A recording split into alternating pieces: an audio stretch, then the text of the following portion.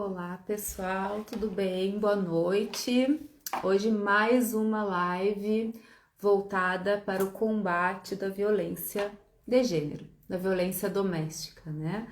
Hoje o nosso tema é como identificar um relacionamento abusivo e vai estar conversando aqui comigo a Luciana Generali Barni. Ela é psicóloga jurídica, pós-graduada em alienação parental, associada do IBDFAM, membro da Comissão de Direito de Famílias e Sucessões da OAB-RS. A Luciana já chegou por aqui, Lu, já pode encaminhar o convite, isso.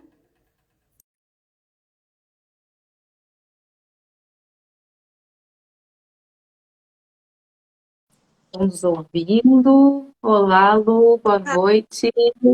É, Tudo bem? As gurias que estão chegando aqui, eu estou pedindo que nos dê um feedback, se nos ouvem bem, se a gente está aparecendo direitinho, se eu não estou com a testa cortada. é importante, né? Porque a gente Sim, é bem, mas não necessariamente esteja bem aí, né? exato. Às vezes a gente se enxerga aqui bem e na hora que chegam os prints, né? A gente vê que eu tô aqui em cima, enfim. Mas eu acho que tá tudo certinho, tá tudo bem. Olha, tivemos um primeiro retorno aqui. Ah, Pessoal que está chegando, então, as lives que eu costumo fazer aqui no meu perfil, eu gosto sempre de destacar isso, não é uma live com conteúdo acadêmico, é uma roda de conversa, a gente quer conversar, esclarecer. A gente acredita que o conhecimento empodera as mulheres, especialmente nesse mês de março, então, a gente traz essa temática que envolve violência doméstica para mostrar para vocês que estão nos escutando, que conhece alguém ou que vai nos escutar, que seja vítima de alguma violência doméstica, que vocês não estão sozinhas, né, Lu? Vocês têm como pedir ajuda. exatamente, né, Mari? A nossa ideia é falar da forma mais simples possível, né? Para que as pessoas consigam entender a mensagem, porque a ideia é exatamente essa, né? Poder ajudar as pessoas que estão assistindo, seja por elas estarem vivenciando uma situação assim, ou conhecerem alguém que está, né, nessa situação e possa ser ajudado. Sim. Então, nós recebemos umas perguntas já no privado, né? Então, essas pessoas não serão identificadas. E quem quiser mandar pergunta aqui no chat e participar conosco, estão todos convidados, né? Bom, esse tema a gente poderia fazer um curso, né, Lu? Claro, a gente estamos delimitando em como identificar que a gente está no relacionamento abusivo. É, e a partir, e para chegar nisso, né, Mari, nós costumamos falar assim tanto dos perfis, as características, né, psicológicas que tanto o agressor quanto a vítima costumam apresentar, falar também dos sintomas, né, como que a gente pode identificar alguém que está passando por essa situação para ajudar, ou até a pessoa que está vivenciando a situação se enxergar como vítima. E também falar a respeito das possibilidades que essa pessoa tem diante das dificuldades que nós identificamos na questão de denunciar, interromper, né, essa violência e poder auxiliar com informações também, né, a respeito da rede de apoio toda com a qual se pode contar nessas situações. Lu, tu sabe que eu sempre fico pensando assim nessa importância da gente se identificar nesses lugares que a gente está ocupando, né? Porque muitas vezes a mulher ela vive um relacionamento abusivo, porque a violência doméstica, pessoal, a violência de gênero, ela não começa com um tapa, ela não começa com um soco, ela não começa com um tiro, com uma facada, né, Lu? Ela começa nessa violência emocional, psicológica, que vai atingindo a autoestima dessa mulher. E aqui a gente está falando de mulher num todo, quem se identifica mulher, então é mais vulnerável sim nessa relação. E muitas vezes a gente vê assim no nosso dia a dia de trabalho, né, Lu? Não, mas assim, eu mereci. Não, assim, ó, porque ele tá certo, é porque ele me ama, ele quer me proteger. Então, o tema central também da nossa conversa de hoje é isso, para a gente tentar mostrar o que é um relacionamento abusivo. Porque quando partir para a violência física, às vezes é tarde para pedir ajuda. Com certeza. E é bem importante isso que tu destaca, né, Mari? Na questão da evolução no tempo, né, da violência doméstica ou da violência contra a mulher.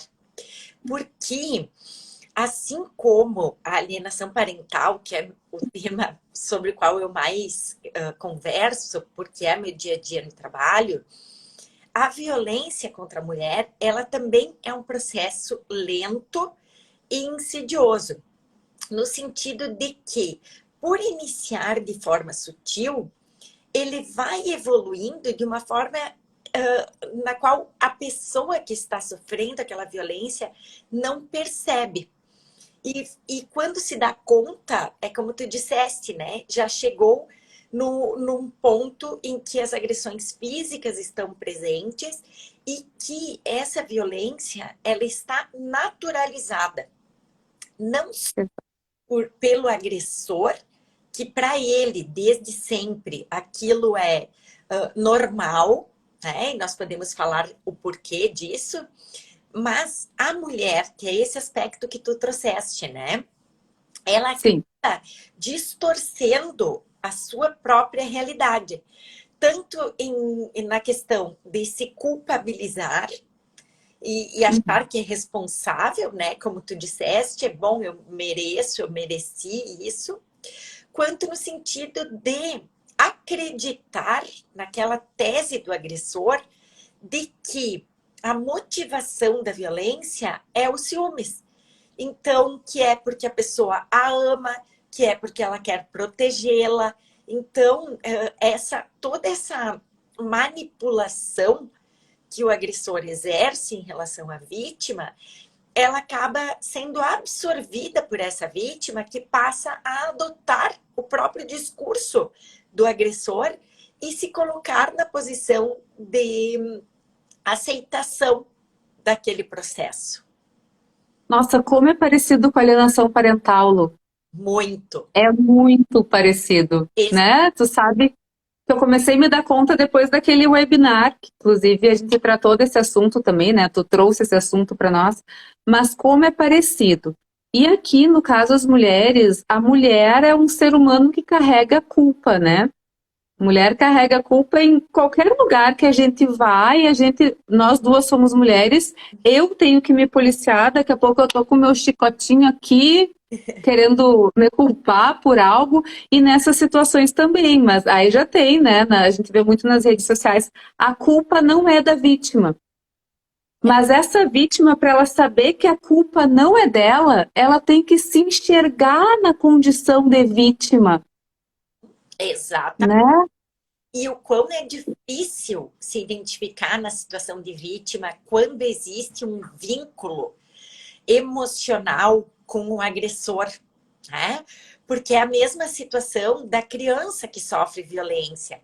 Ela tem uma dependência emocional dos pais, que é da onde parte a agressão, assim como a mulher tem uma dependência de algum nível, seja ou algum aspecto, seja financeiro, seja emocional, seja por questões de fragilidade daquela própria pessoa, né? Uhum. Então, são essas vulnerabilidades que somadas ao vínculo afetivo que a mulher tem com o seu companheiro, é que mascaram essa questão da violência, né? E fica difícil, Sim. às vezes, estando envolvido nesse processo, se identificar como vítima. Exatamente. A gente tem uma colaboração já aqui no chat da Letícia. Violência psicológica é sutil, mas mascara a real identidade de reconhecer o agressor. Exatamente. E é onde tudo começa, né? E é onde essa mulher ela vai ela vai ficar realmente com essa autoestima lá embaixo, que vai gerar uma dependência cada vez maior. Temos a dependência emocional, temos a dependência financeira. A Lu também fala da dependência da rede de apoio, porque a gente vê essa mulher muitas vezes com medo de pedir ajuda. E uma das perguntas que a gente teve no privado é isso: eu sofro humilhações e eu não sei pedir ajuda, eu não consigo, porque tu não tem uma rede de apoio. Porque se tu vai conversar com outras mulheres, às vezes até da tua família, essas outras mulheres também te culpam, mas o que que tu fez? Ah, mas se tu apanhou, é porque alguma coisa tu fez, ele tá certo, né? Então, essa questão, essa violência psicológica, que daqui a pouco a própria mulher vai ajudando, bem como acontece na alienação parental, né, Lu? Então, como é importante a gente trazer esses diálogos para as redes sociais que hoje estão no acesso de muitas pessoas. É, e Mari, assim, nesse aspecto, eu sempre falo da importância das outras mulheres, já que esta mulher está passando por uma desconsideração enquanto sujeito pelo agressor, que as outras mulheres não façam o mesmo papel e não revitimizem essa mulher, na medida em que apontam, que acusam, que julgam, porque um dos principais fatores apontados para a dificuldade de pedir ajuda é exatamente o receio em relação ao julgamento, a vergonha de compartilhar isso. Porque, de alguma forma, é o chicotinho, né? A pessoa acha, acredita, por toda a manipulação que sofreu, que fez alguma coisa, que tem participação naquela violência. Então, se nós, as outras mulheres que não estamos sofrendo violência aqui, como se a gente estivesse olhando para alguém que está, se nós também fizermos a crítica, ao invés de apoiar, acolher, ter empatia em relação ao sofrimento dessa nossa amiga ou nossa irmã, filha, mãe, o que for, nós também vamos estar colaborando para o ciclo da violência. Sim. É importante a gente fortalecer essa rede de apoio às vítimas, né? Já existe uma rede pública de apoio às vítimas de violência doméstica. O que não existe para o agressor, que eu acho que é importante a gente ter um olhar ao agressor. Não estou falando para passar a mão na cabeça de ninguém, né? Mas assim como a mulher precisa se reconhecer nessa condição de vítima, alguns agressores também não percebem que eles estão nessa condição. Eles acham normal, porque a gente vem culturalmente desconstruindo isso aos poucos. Até então, até outro dia, a mulher era tratada como objeto e propriedade do homem. Então, é assim, ó, eu bato mesmo, a mulher é minha. Bato na mulher, bato nos filhos, né? A mulher era tratada como um objeto. E é importante nesse sentido, agora que tu falou de posse, né, Mari, que a questão do poder, ela está muito presente na violência contra a mulher. Por quê? Porque, de alguma forma, se estabelece uma desigualdade de posições aí. Seja por questões emocionais, seja por questões financeiras, ou enfim. Mas o homem se julga numa posição superior e, portanto, ele se autoriza a mandar, a ofender, a conduzir, né? Nós temos uma pergunta até sobre isso, a determinar como a mulher se veste, como ela se comporta, o que ela diz, o que ela faz, né? E isso é normal, tanto para o agressor quanto para a vítima. E, sem dúvida, a cultura machista, né, que foi naturalizada ao longo de muito tempo, hoje em dia está sendo relativizada, mas a gente sabe que ainda permanece, é que mais contribui para que essas relações de desequilíbrio se reproduzam. São os padrões, né? A gente tem uma participação masculina também. Eu adoro quando os homens vêm conversar conosco sobre esses assuntos, porque essa luta é de todos enquanto sociedade, não é só das mulheres. Enfim, a gente tem que se unir, não é só poder público, né, Lu? A gente tem que formar uma grande rede de apoio para essas mulheres.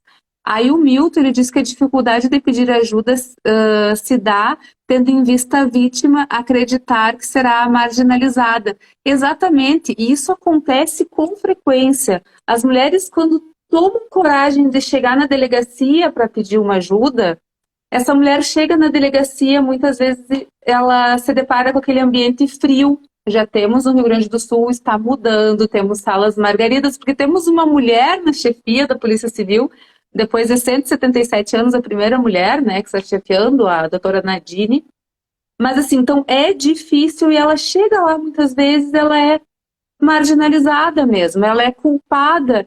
E eu me entristeço, Lu, quando eu vejo outras mulheres criticando essa mulher, É. pré-julgando essa mulher. Exato, exato. Até porque nós nunca poderemos saber o contexto exato daquela situação. Então, não é possível a gente julgar ninguém em nenhuma situação, porque nós jamais vamos poder estar na pele daquela pessoa.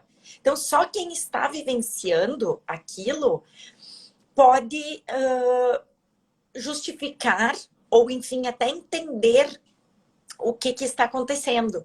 E eu achei importantíssima essa contribuição do Milton, né? E também acho importantíssimo que a gente tenha a participação dos homens também. Isso também demonstra o quanto estamos tendo essa evolução, né? Porque se fosse há tempos atrás, os homens achariam bobagem essa nossa conversa, né?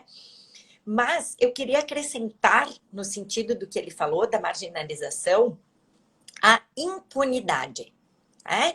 O que, com a lei da Maria da Penha, nós conseguimos melhorar essa situação. Por quê? Porque, muitas vezes, quando a mulher tomava coragem de denunciar, o que acontecia? Aquele homem era chamado, era de alguma forma advertido, porém, ele voltava para o lar. E aí, a violência só aumentava. Então, a mulher, ela acabava sendo desestimulada a denunciar. E até, eu posso citar o exemplo aqui do município em que eu estou vivendo agora, que é no litoral do Rio Grande do Sul. E aqui nós tínhamos uma falta de policiais. Então, agora, foi criado ano passado aqui, a Guarda Municipal, e a partir da criação da vinda desses policiais para cá, o número de denúncias de violência doméstica aumentou expressivamente, porque as mulheres percebem, ou os vizinhos, ou enfim, que eles vão ter respaldo ao denunciar. Essa pessoa vai ser punida, ela vai ser presa, porque a lei de Maria da Penha, tu pode falar bem melhor do que eu, quais são as medidas, né? Mas, enfim, a pessoa se sente segura em fazer essa denúncia porque sabe que estará protegida. Sim. A Lei Maria da Penha, ela é uma lei que funciona no Brasil. O judiciário é lento, sim, né? Por diversos fatores, inclusive a gente tem carência de pessoas trabalhando mesmo, e por outro lado, tudo é levado ao judiciário para ser resolvido, as pessoas não conseguem mais sentar e resolver os seus problemas, né? Começam lá pedindo para mãe, diretora, sóia, e crescem e vão para o judiciário. Mas aqui é quando eu estou falando de mediação que eu falo nesse assunto.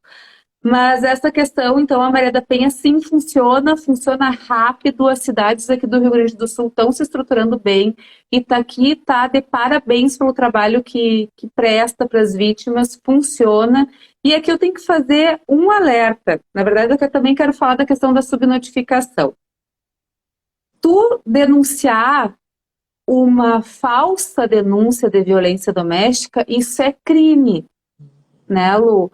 Tem mulheres que aproveitam conhecendo que a legislação funciona e que as medidas protetivas elas são concedidas de forma rápida, né?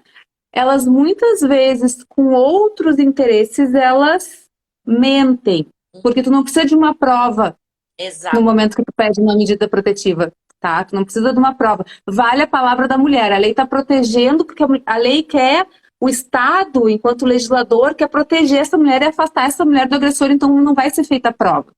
Tá? Então vamos cuidar, porque essa lei ainda funciona super bem, e daqui a pouco ela entra no descrédito por causa de poucos comportamentos como esse. Ainda é exceção, olha, minha boca está descascando. Ainda é exceção, mas existe, tá? Então acho que é importante fazer esse alerta. Eu já vou ler, tem uma outra participação aqui no chat.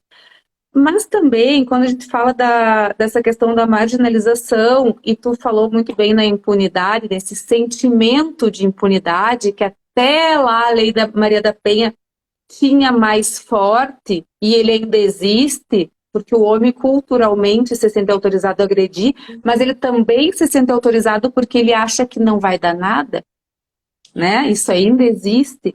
A questão de ter aumentado, então, essas denúncias, porque essas mulheres estão tendo coragem de gritar e pedir socorro. Não é que pela Lei Maria da Penha, pela chegada da Lei Maria da Penha, pela chegada em 2015 da Lei do Feminicídio, não foram as leis que aumentaram esses índices.